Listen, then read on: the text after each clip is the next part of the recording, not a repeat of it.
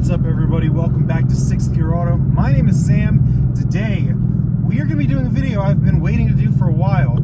So if you've been a fan of the channel for a while, you've seen the cars I've owned. Generally around a year of ownership, I end up doing a top 5 things I like and top 5 things I don't like video. And the Mustang is almost a year old in my channel because I got it last August and it is now August. So we're going to get to the location I'm going to, and I'm going to start a list.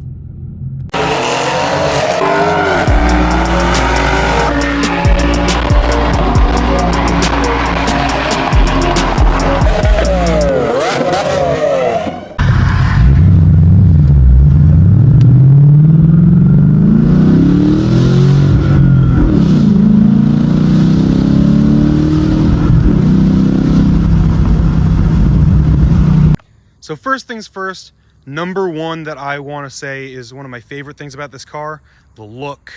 You can't tell me that this is not, at this point, a quintessential Mustang. We've got the S550, which obviously looks like a Mustang, but only because it's been around now for over 6 years. But you can't tell me the final generations of the S197 don't look like the classic Mustang. It's just a solid look. It stands out, especially in Gotta Have It Green, which is one of my favorite things about this car, but I'm not going to count it on the list because it's just a paint color. But it is one of the best aspects of these cars. Second favorite thing I like about this car, the exhaust note. Now, many of you know that the Coyote at this point now is kind of raspy with the new generations, but the first generation, the one found in the 11 to 14s, is not raspy. I've got, as some of you may know, my current setup, which is stock headers, cold air intake is the only change to the engine bay. It's got gutted cats, a BBK X-pipe, secondary resonator delete, and then Steeda and Borla aggressive tone mufflers. And I have never found another one of these cars that sounds like this. Normally you don't get to hear your own car. I had one of my friends drive it myself recently though, and I actually, since it's got no cats, even saw fire coming out of the exhaust, which is the coolest thing I've ever had about any car. And I'm gonna give you guys a close listen on what the car sounds like now.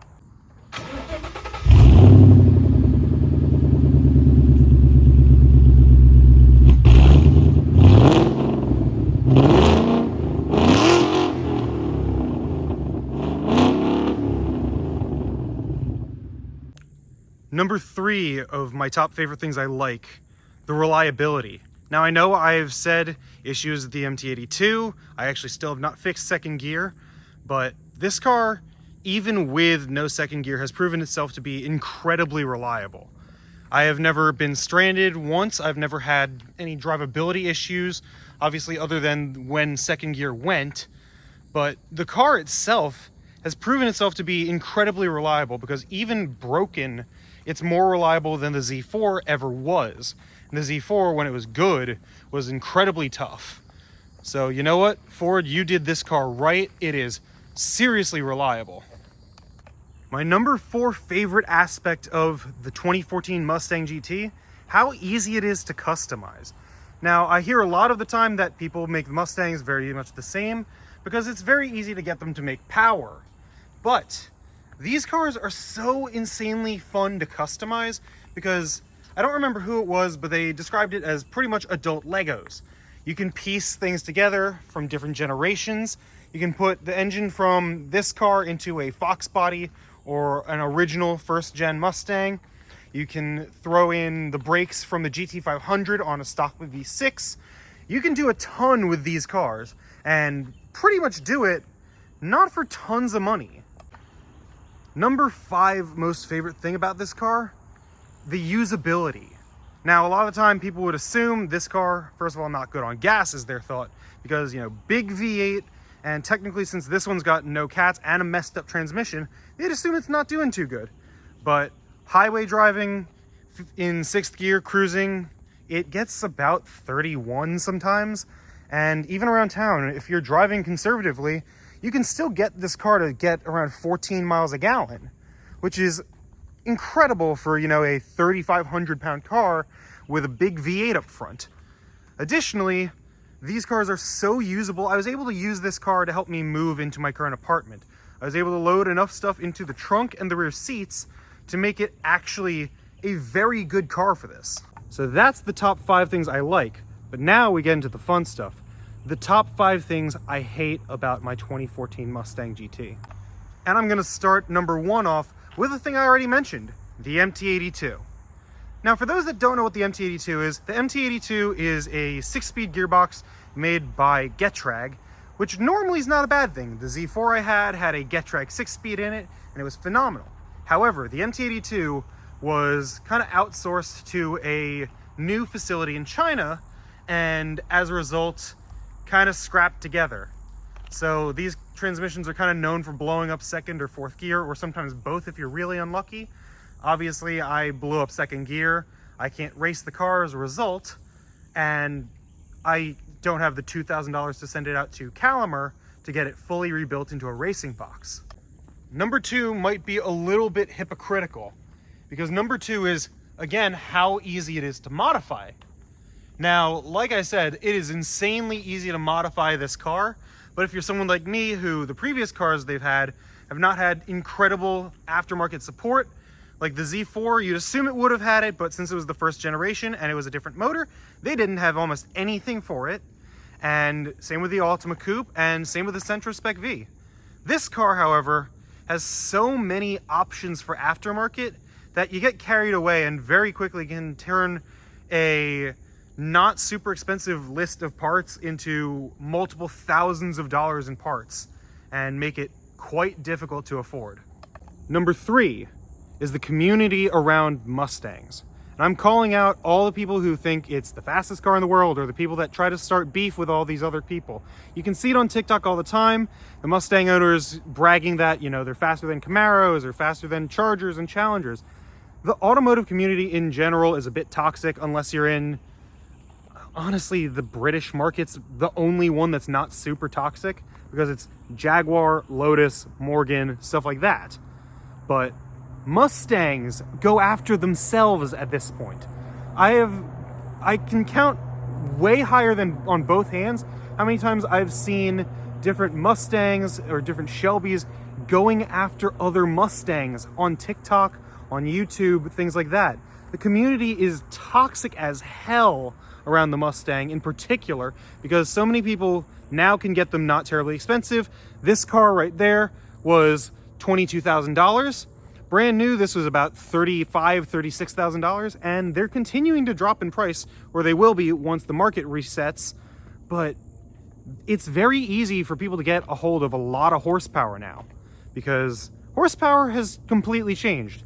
Back in, 1999, this car's horsepower would put it in supercar classes. 420 horsepower to the crank is very similar to, late 90s Ferrari F435s and other incredibly high level cars. Now, I mean, even the 4-cylinder Mustang is only, like 70 horsepower less than this? Horsepower in general has completely changed, and as a result, the community's kind of gotten very toxic about it.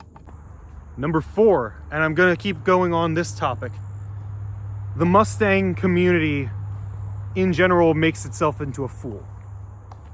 You can go on Google or YouTube and search Mustang car crash, anything like that, and you'll get an endless list of videos. Because, like I said, horsepower is getting cheap. People that get these think they're, the coolest things in the world, think they're the fastest cars you can get, and they don't know how to properly drive. And part of that is in reaction to many of them have, never driven a car that's solid rear axle, which is another grievance I have about these cars, is they're not the best handling.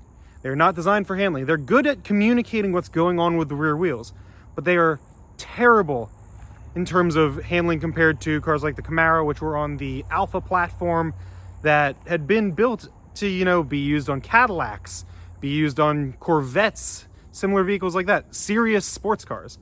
And people think the Mustang will just hang, and the 197, it'll be good in a straight line, but around corners, it's not as good as its competitors. And as a result, people will mat the throttle all the way down, and think it'll just handle. And unless you're actively trying to prevent it from crashing, you're gonna end up on YouTube as a joke headline on someone's Cars and Coffee video.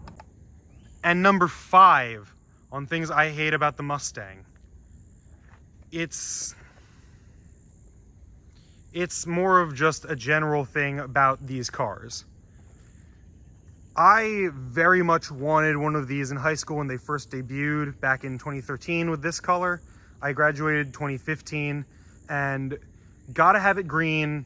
S197 GT with a manual was the car I wanted. That was the car that I thought, this is so cool and it'll be the most impressive thing to drive around. Unfortunately, it's a case of don't meet your heroes unless you haven't gotten to experience a ton of other cars before. Now, I may have spoiled that for myself because if you've been paying attention to what I do, who I am, I have a background driving a lot of very, very good cars, everything from my old Sentra Spec V through Bentley Continental Super Sports, Audi R8s, Lamborghini Gallardos, Dodge Demons, GTRs, things like that. That's what my background is. And I mean, my Z4 was a matter of, it performed incredibly when it worked.